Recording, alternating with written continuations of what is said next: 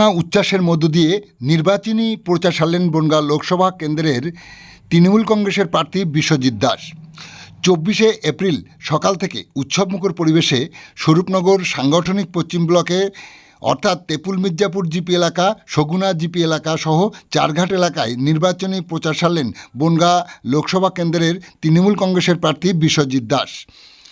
যেতে নাহি দেব তবু চলে যেতে হয়, বাঁধভাঙা উচ্ছ্বাস দেখা গেল দিন শেষে চারঘাট এলাকার গোপালপুর বাজারে।